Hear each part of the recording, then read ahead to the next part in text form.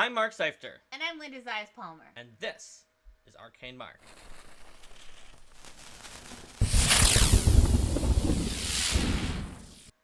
Hello everyone and welcome back to Biased Reactions Advanced Player's Guide. We were solidly into the Archetypes chapter when we last left off, so we'll be picking up today talking about the Poisoner archetype. That's right. So with the Poisoner, a lot of your action comes in additional feats. You have additional feats from the Alchemist and the Rogue involving poison, like poison resistance. Poison resistance subtle very delivery, good to have if you're going to be poisoning people. Poison weapon, tenacious toxin, sticky poison, improved poison weapon, all sorts of options. Pinpoint poisoner, chemical contagion. There's everything. So for your dedication, you gain the basic alchemy benefits. So but only with for poison. Chemical poison. So you've got some nice poison making skill right there. And you can get expert poisoner with only one additional feat. Whereas if you want to get everything from alchemy benefits in the Alchemist multi-class archetype, it takes a total of 3. Thanks for the sub, Rexaliquid. Yeah, thanks. There's also Poisoner's Twist, which can allow you to do additional damage to an opponent after you poison them. Or really just if you know that they're poisoned. Poison Coat, where you coat yourself in poison to react to people trying to touch you with poison.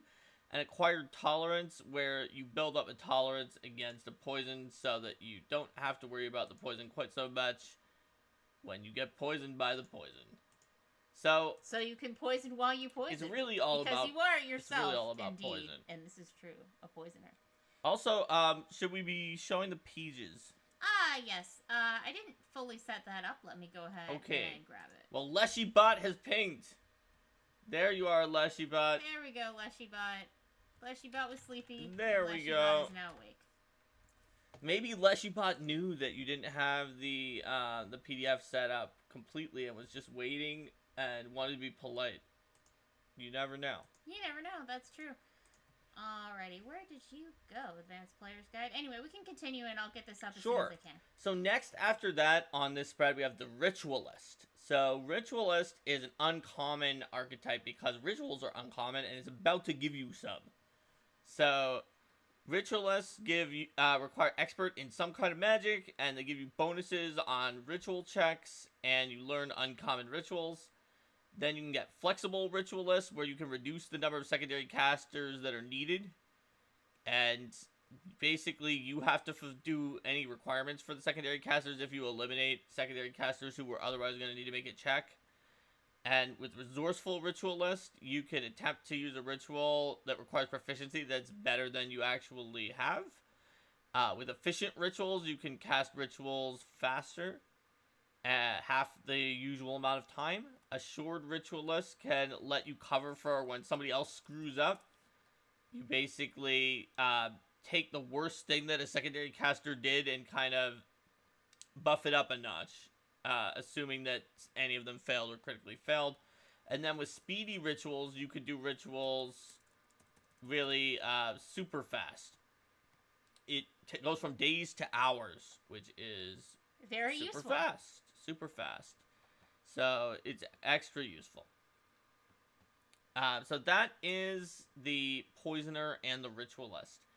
Next up, how about the Scout? We have the Scout and the Scroll Trickster. And Linda will show you the art for the Poisoner and the Ritualist real quick when it's up.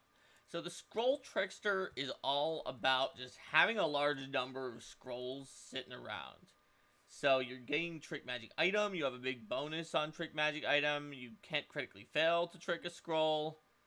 And basically you're very good with scrolls at first. And then you get something called a Scroll Cache, where you get just like a bunch of scrolls, and they can be from any tradition. Now, they advance a little more slowly than a spellcasting from a multi-class archetype, but they can be from any tradition. And anybody can cast them too, because they're scrolls, so you can just hand them out to the other party members. And it's good that you get Trick Magic item in the beginning, because you're going to need it. Yes. You also get Skim Scroll, which is a one-action ability to draw a scroll and then immediately trick it, which is very handy.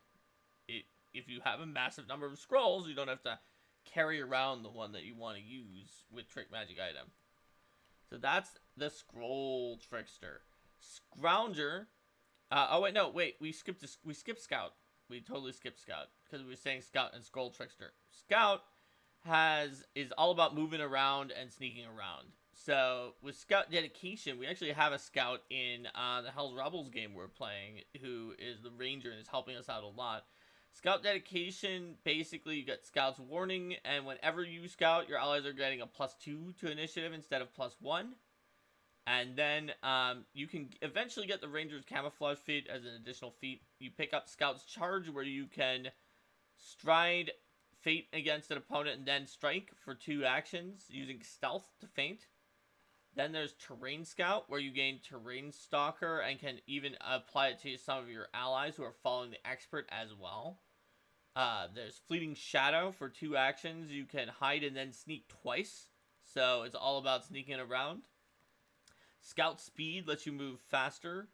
It's basically 10 feet faster, but it's 20 feet for your travel speed, which is useful if you're scouting ahead and then you need to get back. Alright, so we got the art here for the Poisoner on the left and the Ritualist on the right. I'm awesome. Sorry, I lost my file and I had to re-download Advanced Player's Guide. It was corrupted. So that took a little bit of time. Alright, go to the next spread. Now we can see the Scout and now we can see the Scout and the Scroll Trickster. Yes. So the last one for Scout is Scout's Pounce, which is a 2 action where you stride up to your speed and then strike twice.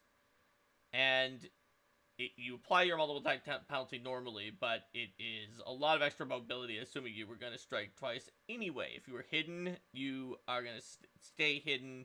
Essentially, they're going to stay flat-footed against those 2 attacks. Quite useful. Alright, so that is that spread. How about the Scrounger? Well, now that you're not scrounging around for the file, you can react to some of these too. Well, I think that Goblin is certainly very appropriate art, a choice of representation for the Scrounger.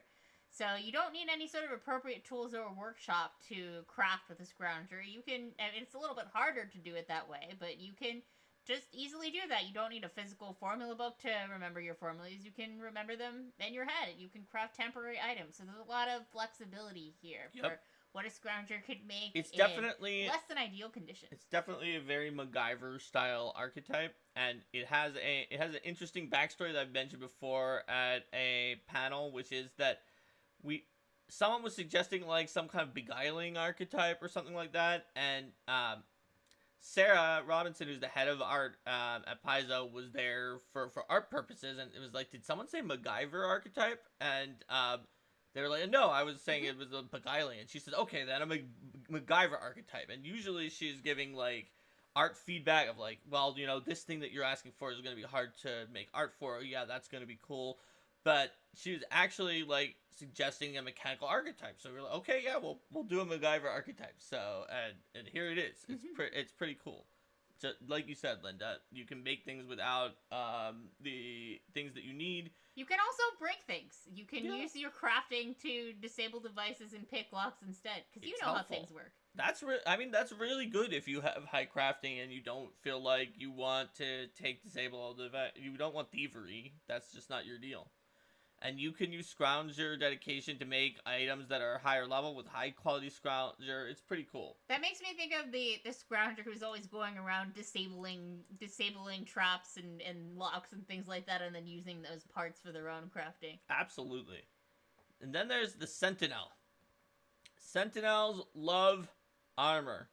And they also sometimes sacrifice their armor with the additional feat sacrifice armor. And they've got greater interpose as well. From page 121. But their main deal is they've got armor. They become really trained in the armor. They keep going up into expert in that new kind of armor. So if you don't normally get, if you normally only have light armor, you can get light armor and medium armor. But if you already had all of that stuff, then you can get heavy armor too.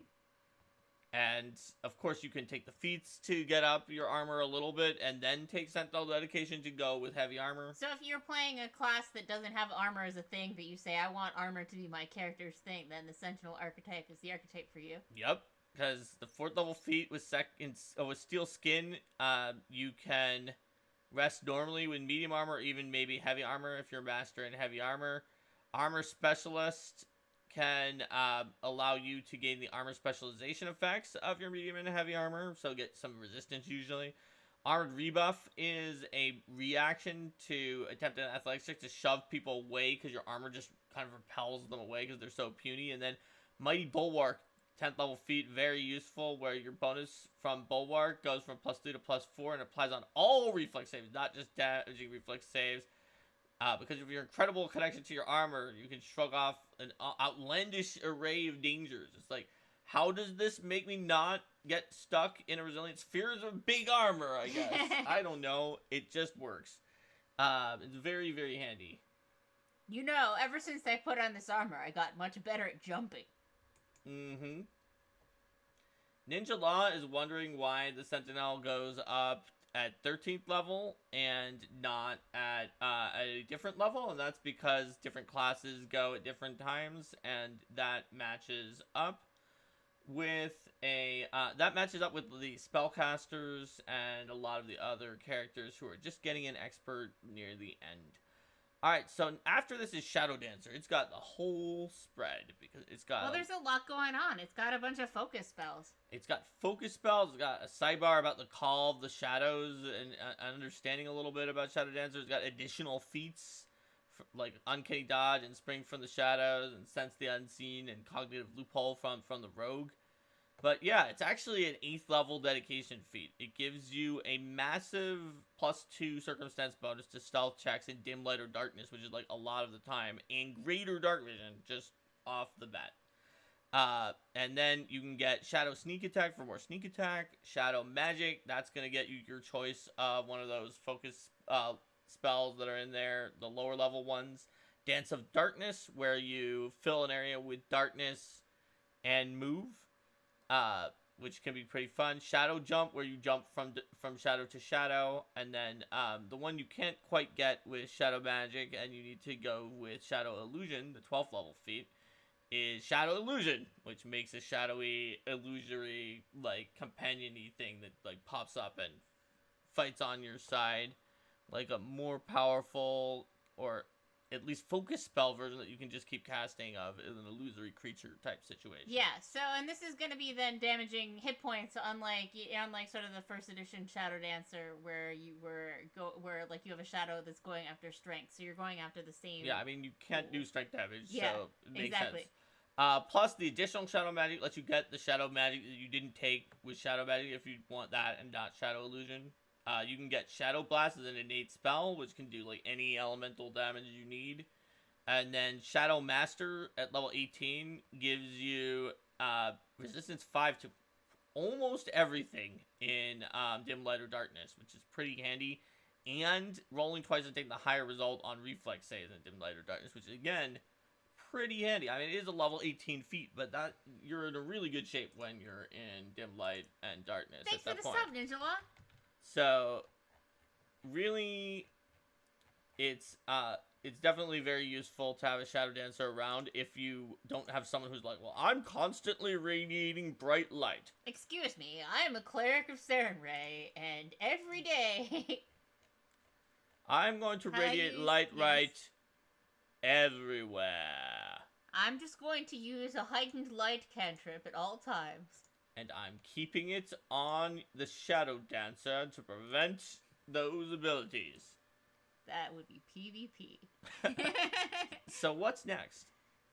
Another appropriately illustrated archetype, the Snare Crafter, with our Kobold Trapmaster here. That's right. Snare Crafter and snares in general can be very underappreciated. It is hard to set them up in advance because you need to know that someone's going to move to your area. There are ways to be able to do them faster, but the amount of damage and effects that you can do if you actually have them up is very high. Especially if the enemies don't know where they are or they step on more than one during their movement, you can really quickly do a lot of stuff to them.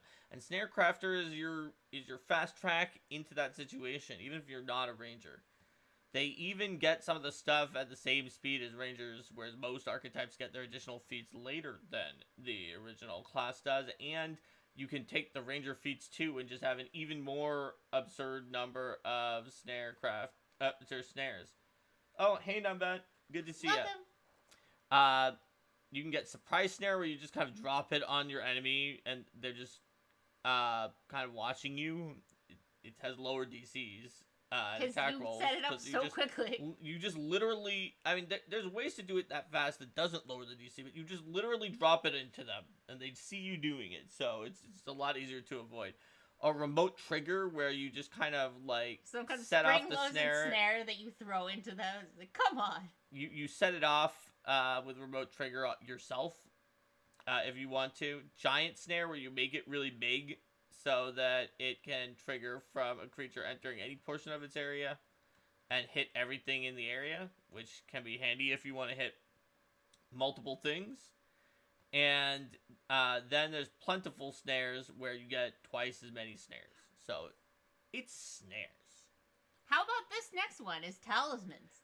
It's great that there's a snare crafter, because talismans are also... because they're consumables, I mean, scrolls to us an extent too, although they are spells, so people will look at them more easily, because it's like, oh, this is the spell I like, I'll get the scroll. Talismans are very underutilized for some of the power you can get, especially with Dabbler, where you get some freebies every day. There's definitely some good stuff on talismans, it's consumables, and just the bookkeeping of having consumables and getting them and using them and buying them again can just be enough that people don't want to deal with that. But if you do want to deal with that... They compare it to, like, well, if we don't buy these things now, we could get a permanent item.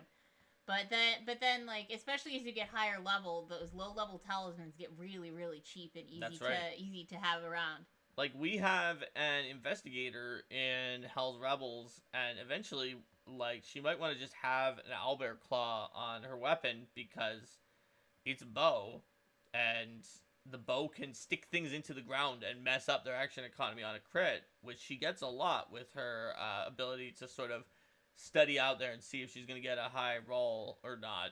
But Investigator doesn't get crit specialization effects, and Owlbear Claw's like, oh, well, did you crit? We'll take the crit specialization effect. So you wait until it would do something, and then it does. There are definitely some talismans like that are just super useful to have, and a Talisman Dabbler, you can have those. You can put things up more quickly, you can get more powerful talismans, and you can even have 2 active talismans eventually at level 14, so you can do some pretty wild stuff with that. It can be useful. It's mostly useful. It's just having a bunch of talismans. Alright. How about the Vigilante? Well, Vigilante... Is this the longest dedication feat? It is a pretty long dedication feat. It may be the longest... I mean, it might be, because it has to describe the whole concept of having your 2 identities, your social identity and your vigilante identity. It sure does. Who's going to be the face who's well known in society, and who might be more of your secret superhero? That's right. And some of your abilities will be keyed to the vigilante identity and some to the social identity, basically. Also, it has quick draws, an additional feat. So you can pick up hidden magic, where you basically make it harder for people to find your magic using your deception. Minion guys, where your minion can also have as an identity. Safe house, where you have a safe area with non-detection in it, like your underground cave. Social purview, where you have a reputation in your social identity that helps you out. Startling appearance, where you're like, aha, I am here, and enemies are flat-footed against the strike and might become frightened. Quick change, you can change your identity real fast. Subjective truth, where you can get past truth-telling magic as long as it's true for the correct identity. Many guises, where you could become like some nondescript laborer. Frightening appearance, where your appearance is even more startling when you show up. And then finally, stunning appearance, where your appearance is so stunning, your enemies will be stunned. This is definitely, of all the archetypes that have come out that are sort of like based on things that used to be classes previously in first edition, I really think that Vigilante is the one that's strongest to become an archetype, because it's a concept that is so much bigger.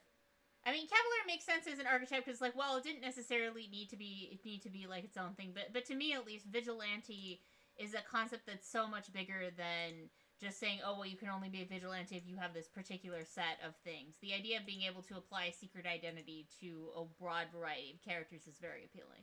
Absolutely. All right, 2 archetypes left. Here we go. A Viking we will go. Indeed. With a giant sword. Yes. So Vikings can get reactive shield, shielded stride, quick shield block from the fighter. In the core rulebook, their dedication is basically you're a Viking, so you do Viking things. You have sailing lore. You're good at like walking through the water if you need to make a landing and raid somebody. You can do a hurling charge where you rush forward and throw your weapon. You get some Viking weapons. You get even better with the Viking weapons. And then second shield, which is just that very famous Viking duel where you have a certain limited number of multiple shields. And it's a free action where your shield breaks and you just quickly grab some kind of convenient nearby object as a backup. As an improvised shield. Very cinematic. You quickly replace your grab broken like shield. You're fighting in some town somewhere and you grab like the broken piece of somebody's fence or a piece of a table in a bar or you can also draw another shield that you have if you have one that is worn, so you can just like, oh yes, here's my other shield. Now you that may be more like powerful, but I like the cinematic on. I mean, you can do all of those things. If you're a Viking, you have all the power. Speaking of improvising. Well, yes, our very final archetype. The weapon improviser. They don't take penalties when improvising with weapons, and they can get expert proficiency with improvised weapons when they get expert from their class. Plus, they get some bonuses because improvised weapons are never going to be enchanted. They are, in fact, improvised. If they were enchanted as a weapon, they are clearly not improvised. Mm-hmm. So you can get things like item bonuses to attack rolls to make up for the fact that you didn't really have them on your improvised weapons and do some additional damage. The interesting thing about that is that it basically breaks it on a crit when you use improvised pummel. So it's like, it's stronger, but your crits will break the item. And then you'll have to pick up something else. But, you know, it doesn't really matter that you broke it, because it's not like you invested much money in this bar stool that you're using. Yep, and it did a bunch of damage before it went. Plus, you can upgrade with Surprise Strike, where people who didn't know that you can actually fight well with improvised weapons get flat-footed the first time you do it, and they're like, what? Improvised Critical, where the GM can determine a critical specialization effect that makes sense for the weird improvised weapon you're using, where it's like, okay, well, you're using a pull cue, so maybe that's like similar to a pole arm or a club or something. I don't know. We'll figure it out with Improvised Critical. Makeshift Strike, where you just snatch something quickly off the ground and then quickly attack with it. Shattering Strike is the reaction where you're like, oh, did I break my weapon on a critical? Cool, how about I do additional piercing damage? There you go. It was bludgeoning until I broke the chair, and now it's doing piercing from the shards. And there's a little section at the bottom here that gives some ideas of improvised weapons that you might find in a variety of locations. That's right. To inspire your weapon improviser. Tavern is very important. It's got bottle, mug, serving tray, and stool. That's the archetypes. So, shall we move into the skill and general feats? Yes, let's. So, we see here that we've got Jarrell is kind of like jumping over top of a bunch of, like, I guess, Ulatkini. Yeah. Or maybe they are Sahuagin. Actually, because they've got tridents. It's a little bit between the two. Yeah. Or both. They could be both. Maybe they're hybrids. I don't know. But she's jumping over them. She's jumping over them, and she's got her weapon, and she's like, look at me jumping over you. And one of them is like, whoa, you're jumping over me, and is falling over. And that's because she has skill in general feats. Good story. Yeah, great story. So there are, what is it, like, there's a little over a dozen of the non-skill general feats, and then a bunch of skill feats in here too. So what have we got here overall? Should we do it based on which skills got which feats rather than just alphabetically. I think that's gonna be easier. Alright, so we'll start with the general feats. Alright, so the general feats, you've got Hireling Manager, where when you hire those little hirelings that can do skills, they're a little bit better at it than most other people. And then there's Improvised Repair, where you may not actually have the crafting skill, but you can make it work for a very short amount of time. With Keen Follower, you really know how to follow the expert. You've seen that you don't necessarily know everything, but you know how to follow your expert on your team, and you get better bonuses when you do. Then there's Pick Up the Pace, which is actually part of a chain with Caravan Leader, where you can make your group hustle longer, because you're like, come on, we gotta do this, come on. And then you go on to Caravan Leader, where your group can hustle really, really, really long. It's actually an 11th level feat where they can hustle for as long as the member who could hustle the longest on their own, plus an additional 20 minutes. It's like, yeah, ignore who is the least constitution. They all, like, feel bad, and they go with the one who normally could hustle longest. Which is, like, can be hugely more if they have more constitution by a lot than the others. And you at least have 18 because you took Caravan Leader. There you go. But is Impression Planner one of those ones where it's like, oh, yes, of course I packed that? Yes, it is. That we talked about the Investigator and the Mastermind having a better version of that. But yes, going back to the level 3s, because we skipped to one of the level 11s because it was part of a chain. And since we're skipping to parts of the chain, Prescient Consumable is an upgrade to Prescient Planner where you can have consumables. That's a level 7 general feat. There's Skitter, which requires Fleet and 16 Dexterity. So while it is a level 3 feat, you kind of can't get it unless you also had a way to get extra general feats because of the requirement. It lets you crawl up to half your speed and skitter along the ground. Thorough Search, where you get a bonus when spending twice as long to search, when you're like, no, wait, give me more time, I'll find this. It requires Expert in Perception. Then at level 7, we already talked about Prescient Consumable. There's Super Taster, where you master in Perception, where your taste is so powerful that you gain, like, a huge number of I mean, you're gonna have to taste stuff, so you could poison yourself, but you have such a discerning taste you can detect abnormalities in flavor and texture of all food and beverages. When eating food or drinking a beverage, you automatically attempt to identify all the ingredients, which might alert you to the presence of alterations or additives, such as poisons, with a secret check. If you lick or taste something while investigating or attempting to recall knowledge to identify something, if the taste would provide relevant additional information at the GM's discretion, you gain a +2 circumstance bonus to your recall knowledge or investigating. So I think I can see this going together with the Poisoner archetype, because you're probably going to want to have some ability to resist poison if you're just, like, licking everything in sight to try to identify. It would clearly go into the version of the non-canonical court mage of the Padishah Empire that you made when we were in Kingmaker, who was known for tasting magic items to make sure that they were authentic. That's true. I don't know why I had that idea, but I just had it, and you guys thought it was ridiculous. He licked the magic item, and he was like, uh-huh. But and we still remember that years later. I wanted the character to have some kind of, like, really weird and laughable eccentricity, that he was so powerful, and in your court, you didn't, like, socially shouldn't laugh at him, but you'd be very tempted to laugh at him to see what the PCs would do. There's a home in every port, which is actually the first feat in the section alphabetically, an 11th level general feat where you just go somewhere, and after 8 hours, you find someone who will give you lodging for you and up to 6 allies for 24 hours at no charge. Just automatically. It's not even like a diplomacy skill feat, you just do it. An Incredible Scout, Master Perception to get +2 initiative rolls while scouting is very similar to the Scout archetype, except for it's much higher level and a general feat. And then True Perception, a 19th level general feat for legendary perception people to gain constant true seeing.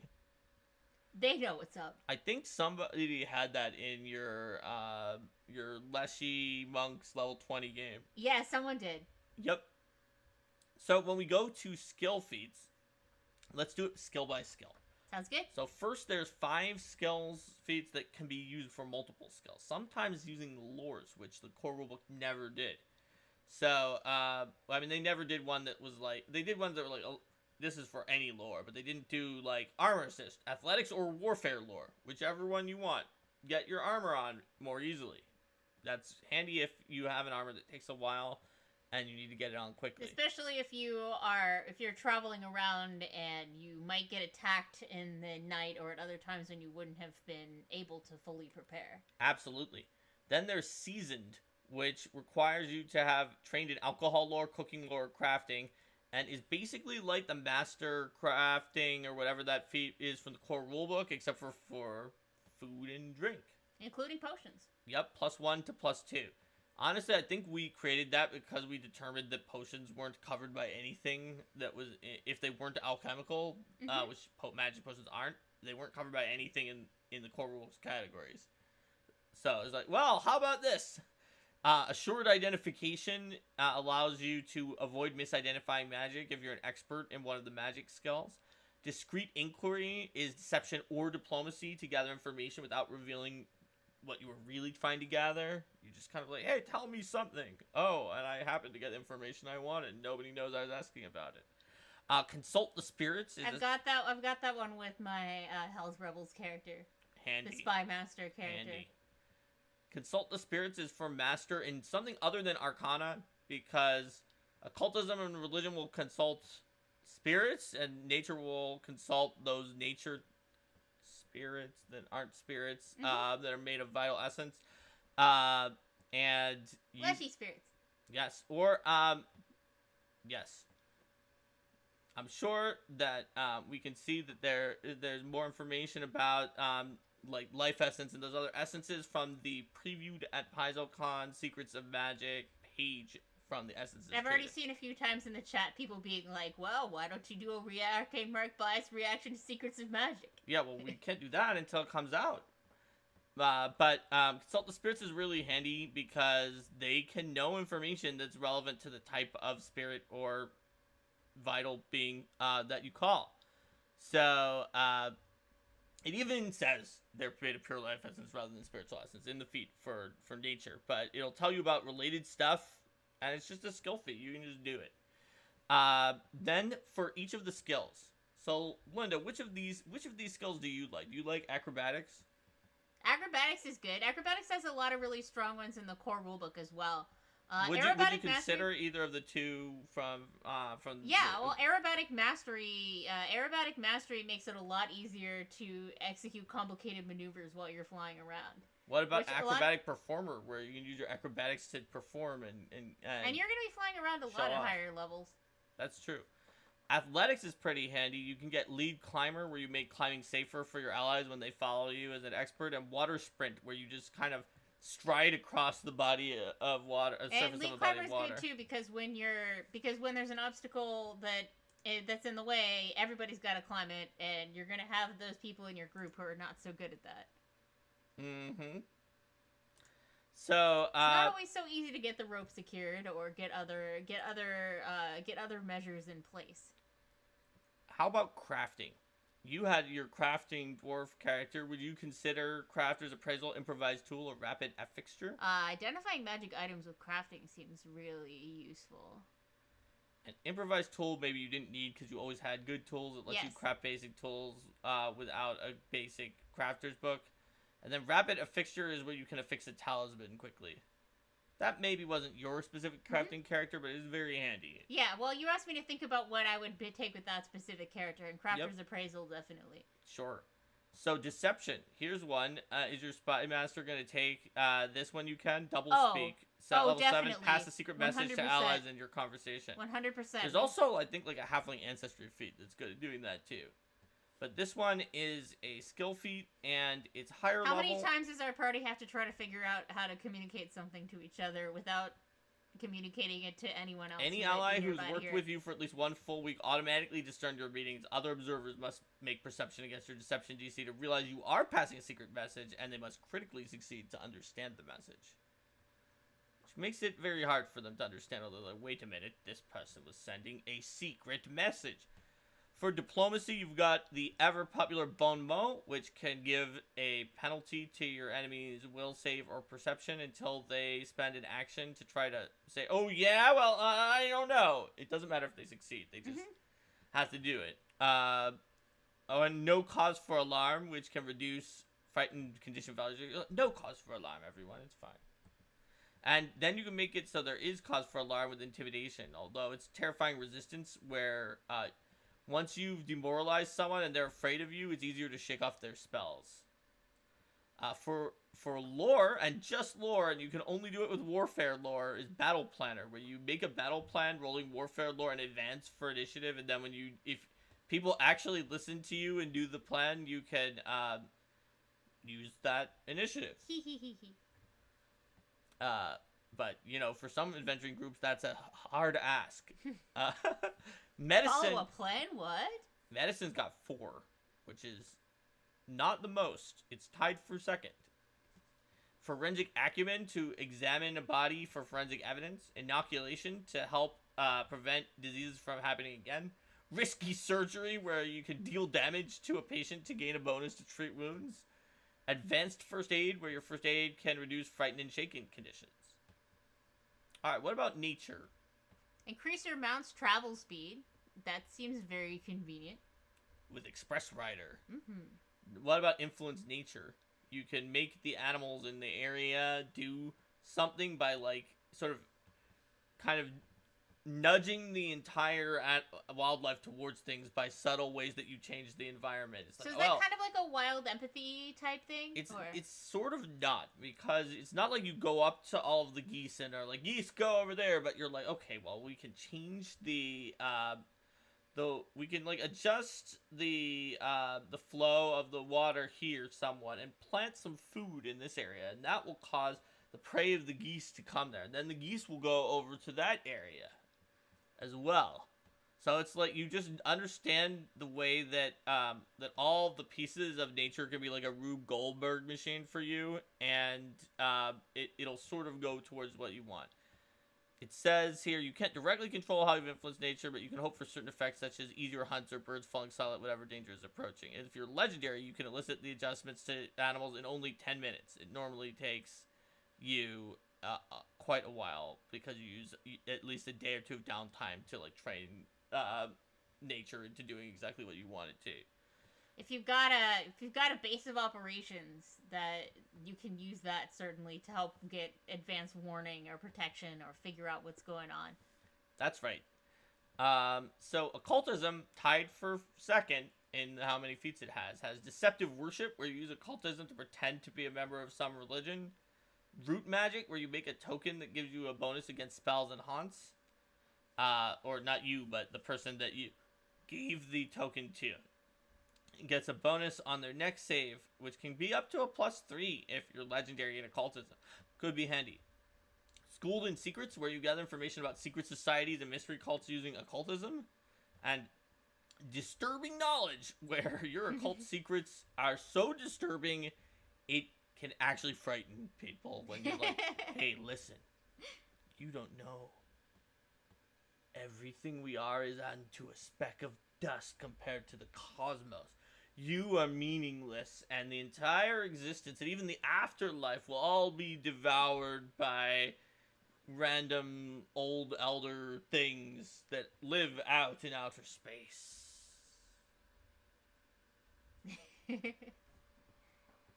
Even for asthma. Disturbing knowledge. Yes. So performance has distracting performance, where you create a diversion for an ally by performing. That's simple but useful. Mm-hmm. Religion, Pilgrim's Token, where you have a religious token that lets you act first on a tie roll for initiative and exhort the faithful, +2 to request or coerce members of your own faith. You're an expert in religion and a follower of that religion, so you're like, oh, please help us, other Serenites. Or you're like, Serenites, you're not helping us? You need to help us. The undead are coming. We will die. Well, whichever one is your deal. Either way. Yep. Pull out the convenient verses from the holy text. Book of Light and Truth. Book of Light and Truth, yes. Yeah. So now, let's go to the skill that has the most skill feats. Oh my goodness, this side, he's got a lot. Which ones do you like from there? Alright, let's see. Do you like Eye for Numbers? Well, I do, but I also like Underground Network. Mm-hmm. gather information without drawing attention and gain a bonus to recall knowledge about the subject. It's sort of, you know, like Sherlock Holmes and how he had that network of informants on the streets of London who would help him out. It lends itself to a lot of, it could be something that happens in the background, but it also lends itself to a lot of role-playing opportunities. There's Eye for Numbers, where you're really good at deciphering math writing, and you can count items, like, almost instantly. You're not always exactly right, but you're close. Biographical Eye, I would say, is the one I'd associate more with sort of the stereotypical Sherlock Holmes. They're both Holmes. You just look exactly at someone. It definitely is, because it's like, yes, I know your profession and residence. You were obviously a doctor in Afghanistan, I can tell. Exactly. Yep. Glean contents, where you can decipher writing even if you can't see the document well, or in some cases even if it's inside of an envelope without opening the envelope or tampering with it necessarily. Criminal connections, which is like the sort of frou-frou noble connections but with criminals. And then quick contacts, where you can quickly get in contact with your connections or criminal connections depending on which one you have, or if you have both, then both. There you go. That gets us through society. And for stealth, everything else combined, they have less than society. Stealth, we have armored stealth to make it easier to sneak around in armor and not be called the tin can or clank or any of those other things that people who try to go around in full plate might often get called. The more useful shadow mark, where you create a shadow duplicate of me to try to convince your GM that your interpretation of the rules is correct. No, it actually lets you target... Basically, you pick someone who you're sort of shadowing, and they take a penalty to notice that you're following them around. Is actually shadow mark, like a mark that you're going after, not shadow mark. What about shadowing you, like following you around? Well, I don't know. I think having a shadow duplicate of mark is more interesting to me than people who are stalking me constantly because they took this feat. Fair enough, fair enough. Survival has Legendary Guide, a legendary feat to legendarily increase your party's travel speed through wilderness. So you're just like, oh, we're in the wilderness. Alright. Here, let's just get extra speed and ignore difficult terrain. I'm a legendary guide. You all can do that. And then Concealing Ledger Domain, where you, instead of using stealth to, like, hide the magic orb, like, in your shirt somewhere, it's like, you use Ledger Domain, so you're just kind of, like, palming it behind your back, so that moving it, and they're just searching you, and just, like, if it was a movie, people who are watching the movie would just see you moving this orb around, but they would watch as, like, the line of sight of the inspector just never sees it, even though you're just constantly moving the orb. Yep. And that is all of those feats. Bye, YouTube! Bye!